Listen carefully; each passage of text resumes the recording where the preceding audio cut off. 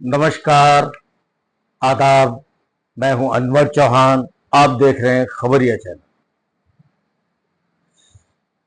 लोकसभा चुनाव लगभग मुकम्मल हो चुके हैं। मात्र एक चरण का चुनाव बाकी है। महज 57 सीटों पर चुनाव होना बाकी है।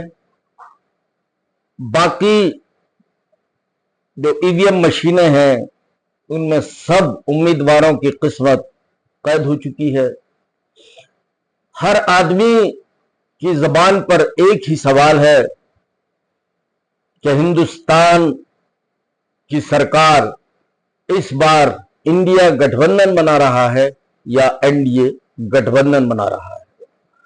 मोदी जी की वापसी होगी या नहीं होगी, ये सवाल भी ज्यादातर लोगों की जबान पर है। खास तौर से जो बुद्धिजीवी, जो बुजुर्ग पत्रकार हैं, उनसे अधिक सवाल किए जा रहे हैं। चाहे सोशल मीडिया पर जितने प्रोग्राम चल रहे हैं, मैं अक्सर देख रहा हूं कि ज्यादातर पत्रकारों से यही सवाल किया जा रहा है कि अगली सरकार 2024 की सरकार एनडीए की है या इंडिया गठबंधन की है। सही मायने में आज मौजूदा दौर में इस वक्त इसका साफ तौर पर कोई जवाब देने को तैयार नहीं है। अलबत्ता जो समर्थक हैं, जो इंडिया गठबंधन के समर्थक हैं, वो कह रहे हैं कि इंडिया गठबंधन की सरकार बनेगी। और जो भाजपाई हैं, जो एनडीए के समर्थक हैं, वो अपना दावा, अपना दम भर रहे हैं कि सरकार मोदी जी की ही बन रही है। अलबत्ता जो न्यूट्रल लोग हैं, जो पत्रकार हैं, सफोलॉजिस्ट हैं, इनसे सवाल किए जा रहे हैं। इनके पास किसी का पुख्ता कोई जवाब नहीं है।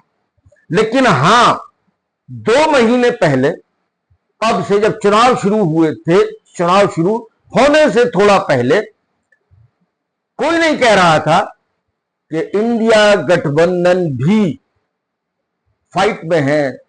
तब तक तो इंडिया गठबंधन का वजूद भी तैयार नहीं हुआ था।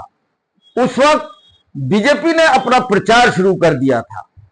यदि याद हो आपको, दिल्ली के अंदर एक भाजपा की कार्य समिति की बैठक हुई थी, जिसमें मोदी जी ने ऐलान किया था कि बीजेपी इस बार 370 सीटें ला रही है और एनडीए 400 पार कर रहा है।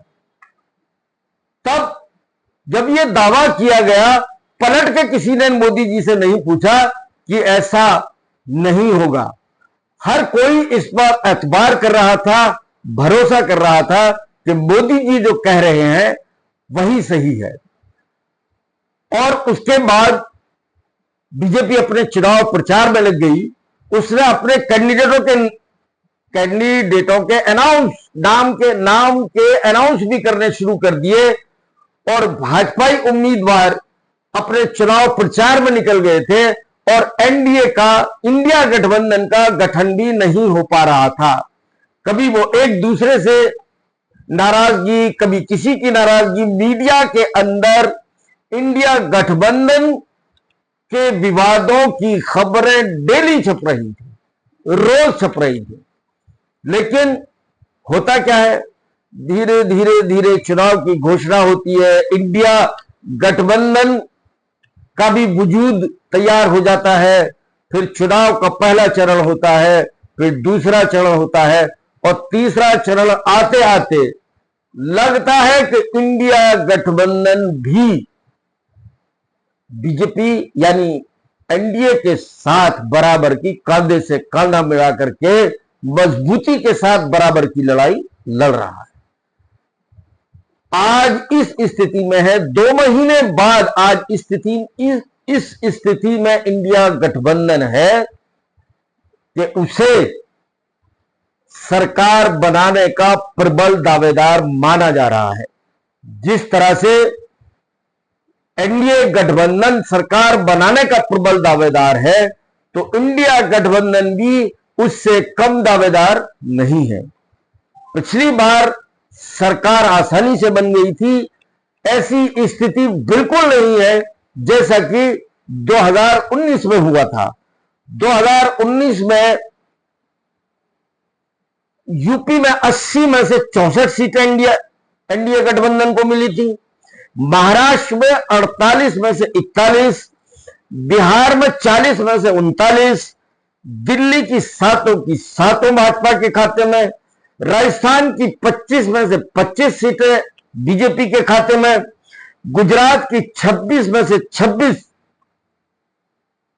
बीजेपी के खाते में, मध्य प्रदेश में 29 में से 28 सीटें बीजेपी के खाते में, उत्तराखंड की 5 में से 5 सीटें बीजेपी के पास, हिमाचल की 4 में से 4 बीजेपी के पास, झारखंड की 11 में से 9 सीटें बीजेपी के पास, कर्नाटक की 28 में से 25 सीटें बीजेपी के पास, और ये पश्चिम बंगाल की 42 में से 18 सीटें बीजेपी के पास, और नॉर्थ ईस्ट जो 7 राज्य हैं पूर्वोत्तर के, उन 7 में से 25 सीटें हैं, 7 राज्य मिलाकर के नॉर्थ ईस्ट के, इन 25 में से 14 सीटें एनडीए के पास।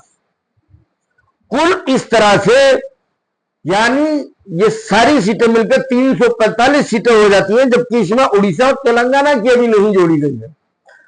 तो एक तरफा जीत थी एनडीए गठबंधन की, लेकिन इस बार ऐसा कतई नहीं है।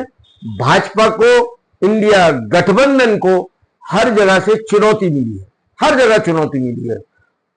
और एनडीए के जो सहयोगी हैं, एनडीए के जो एलाई हैं, वो इतने मजबूत नहीं है जितने कि इंडिया गठबंधन के जो साथी हैं वो बड़े मजबूत हालत में है।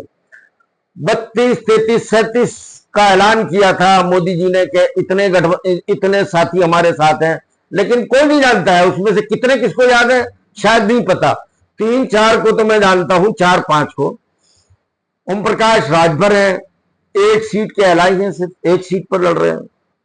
लंबा चौड़ा कुंदमा नहीं है एनडीए का। कौन है?